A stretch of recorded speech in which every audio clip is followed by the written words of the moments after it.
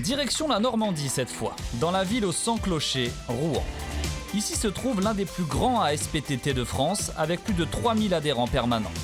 Il était donc normal d'innover et d'y trouver un lieu unique sur le territoire, un centre de e-sport à destination de tous les amoureux du jeu vidéo.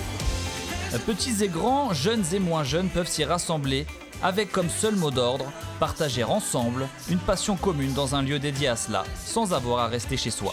La valeur principale, c'est la valeur associative. Il existe aujourd'hui sur l'e-sport beaucoup de structures privées qui ont le fil conducteur qui est le jeu vidéo et l'e-sport.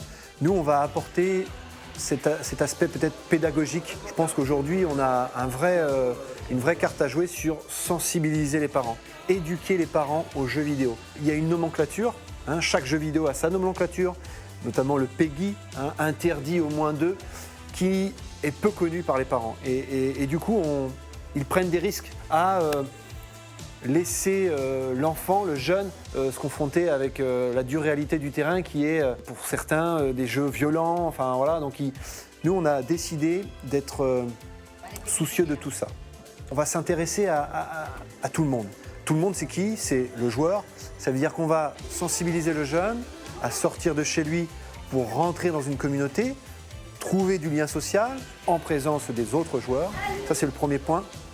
Et le deuxième point, c'est qu'on va amener dans ce cursus où on l'a fait franchir ce seuil de cette gaming house, des portes qui vont s'ouvrir sur des activités ASPTT, mais des activités plus traditionnelles, comme nos stages multi-activités, comme nos activités type basket, foot, lorsqu'ils vont aller jouer à la PS4 sur FIFA par exemple.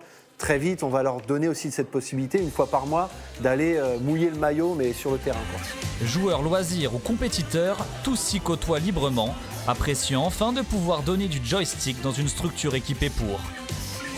Ça change de son univers, on n'est pas dans sa chambre directement, on va directement au locaux, on se dit demain on doit faire une performance sur un jeu, et ben on va au locaux et on donne tout. Là, je sais qu'on va avoir un coach derrière nous directement. Et puis, moi, personnellement, j'ai pas une bonne connexion Internet, c'est pas les bons périphériques pour pouvoir performer. Et je sais qu'ici, je vais tout donner et je vais avoir tout ce que je veux. L'e-sport, il faut beaucoup de mental, il faut de la préparation physique, il faut tout ce qu'un sportif a besoin, on en a besoin aussi dans l'e-sport. Les joueurs, ils viennent ici au local, donc après avoir fait des perfs sur les jeux vidéo, donc ils m'envoient leurs vidéos. On voit ce qui va pas et on met en place des stratégies pour perfectionner leurs points faibles. Est-ce que c'est important d'avoir du coaching dans le e-sport? Pour moi, c'est important parce que quand on remarque un joueur compétitif qui n'est pas accompagné et un joueur compétitif qui est accompagné, on voit la différence. Le joueur sait bien se remettre en question, il sait où sont ses erreurs et comment s'améliorer. Parce que là, le coach est derrière le joueur et c'est une vision externe. Le joueur ne voit pas directement ses erreurs vu que lui il est directement dans le jeu et le coach peut lui dire ce qui ne va pas et là s'améliorer. Donc s'il n'a pas d'accompagnement, le joueur il ne peut pas savoir ce qui ne va pas et il stagne au même niveau. Comme dans tous les sports par exemple, on met un joueur de football, s'il n'y a pas un coach ou quelqu'un qui dit que ça ne va pas, il reste sur ses acquis, il ne peut pas sortir de sa zone de confort. Et même si les plus passionnés peuvent s'y perfectionner techniquement, l'objectif majeur de la structure est avant tout de générer de l'interaction sociale en y proposant, en parallèle, la découverte de nouvelles activités physiques à partager en famille ou entre amis, sans modération.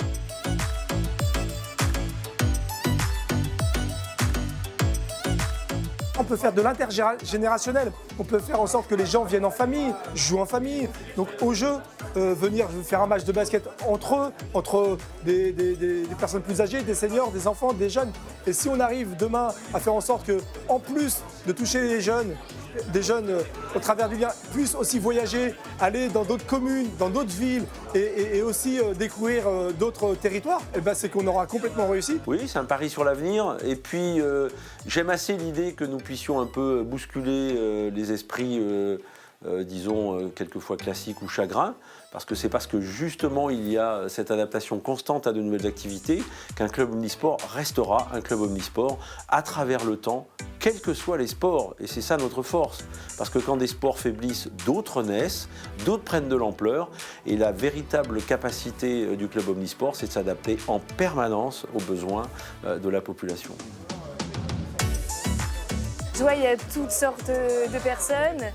des âges différents, donc ça permet de pouvoir des personnes se rencontrent. Moi, par exemple, nous, on habite en pleine campagne, donc ça nous permet même à Loulou de voir un petit peu autre chose et de rencontrer des gens, c'est pas mal. Le fait que ce soit encadré par le e-sport est assez rassurant pour moi et certainement pour tous les parents, car on peut les initier aux bonnes pratiques et ils ne sont pas seuls dans leur chambre isolés. Tiens, je te la passe. Allez, dribble, remonte. Allez, Achille, remonte, vas-y. Vite. Tu peux aussi faire des passes, hein. Fais une passe.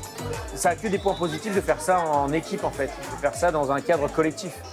En sachant que dans la plupart des pays, notamment asiatiques, on pratique ça en commun, c'est pas chacun dans sa chambre.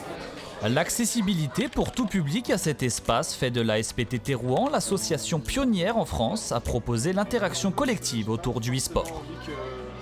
L'idée, c'est bien effectivement de fédérer ici, de mesurer l'intérêt pour éventuellement le dupliquer effectivement après dans d'autres ASPTT, le dupliquer au niveau national. Donc nous sommes particulièrement fiers d'être un peu le laboratoire d'expérimentation. La section, elle sera ouverte principalement à tout public, du plus jeune au moins jeune. C'est un peu la base de la SPTT, hein. Offrir une activité sportive à tout âge de la vie. C'est une belle histoire qui débute ici à Rouen, où la joie, le sport et le plaisir qui s'y trouvent se vivent dans le réel et le virtuel.